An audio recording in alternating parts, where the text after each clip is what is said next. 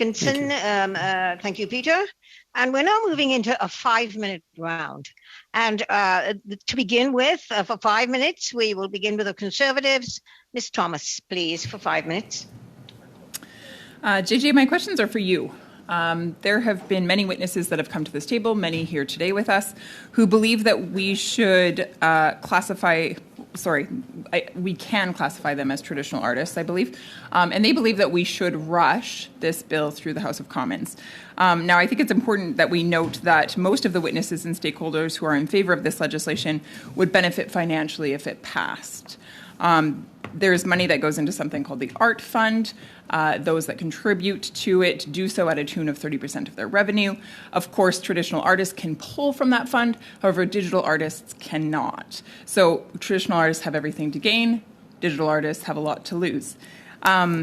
Do you agree with this observation? And if so, can you comment on the damage that this might cause to those that are digital-first creators? Yeah, no, that's a good observation. You know, I must sort of say that listening to the other witnesses and hearing their testimony, it really makes me kind of like wish that we could just like erect this big wall between like old media and new media. Because like I, as a new media creator, do not want to live in the world of old media. Like there's so much regulation and these people, you know, they've got all these financing issues and they want these subsidies and then they opt into these, you know, sort of funding pools like you're alluding to, and then they've got all these requirements for CanCon that they have to navigate. It just seems like such a stressful, like painful, difficult world, no offense to anyone. Whereas like in the new world, in the new media world, which is much more dynamic, you know, we're all independent, you know, we're self-employed, we don't deal with government, we don't have to have huge teams of lawyers to navigate all of these media regulations.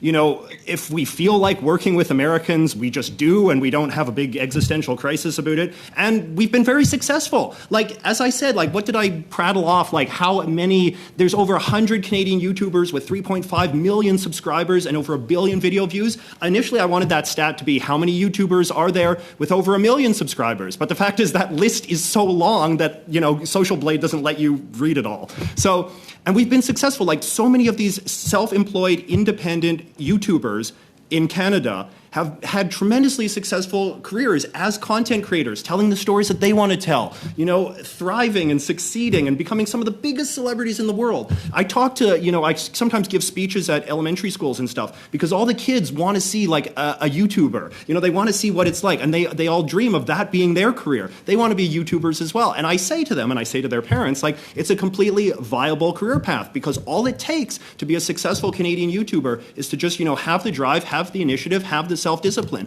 I don't have to live in the world that these other folks do, where it's all about regulations and navigating regulations and opting into funding and all of this kind of stuff. You know, we get our money from our advertisers. It's based on our ability to produce content that the masses want to watch. Not only Canadians, but a global audience. No Canadian YouTuber is successful just by appealing to Canadians. They're successful because they appeal to a global audience. That is the way that media works in the 21st century. You know, I make videos about Canadian stuff. You know, I make videos about Canadian history and Wilfrid Laurier and politics and all these sorts of things. International audiences eat this stuff up. They love it. They love to learn about Canada. They all, you know, I meet people on the street who say that they've moved to Canada because of my videos, right? It's remarkable. And I just think that there needs to be a little bit more appreciation for how dynamic and how exciting and how entrepreneurial and how prosperous this world of new media content creation is in this country. And that this committee and that the House of Commons not rush through a bill that could possibly, you know, inflict great damage on this dynamic, vibrant chunk of the not only of the Canadian economy, but of the Canadian cultural industry in particular. So, you know, if we want to continue to sort of regulate the old media and, you know, deal with that, that's fine. But just leave us out of it. That's my statement to this committee. Very quickly, you're saying that Canadians are very successful in being able to reach a global audience. Obviously, they depend on that. What will Bill C-11 do to that ability?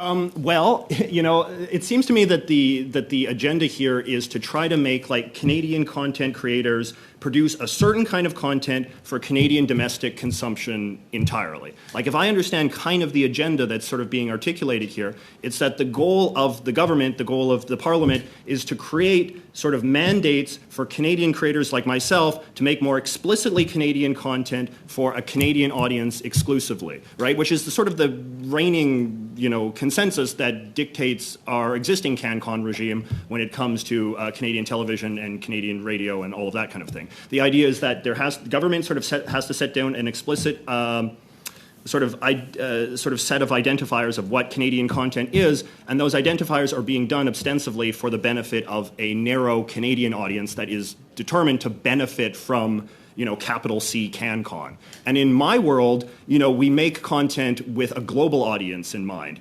Canadians are part of the globe, so Canadians are certainly part of that consumer base, but they're not exclusively the only people that we're targeting.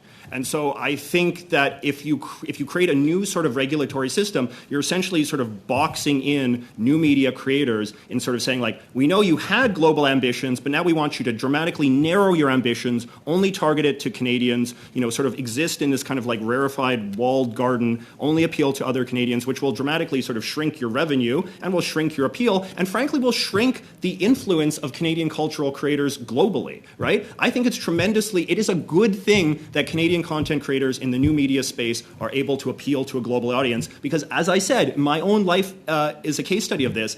I have introduced the world to Canada. I have made many, many foreign people interested in Canada, interested in Canadian affairs, as I said, even to the point where they've wanted to move here. So I think that we have to be very sensitive to the idea that we live in a globalized world now. New media offers unprecedented global reach. And so we need to, I think, at least when it comes to new media, we need to get away from this idea that Canadian content creators only exist for the benefit of Canadians. We exist for the benefit of the world. Thank you very much. I think your time is up.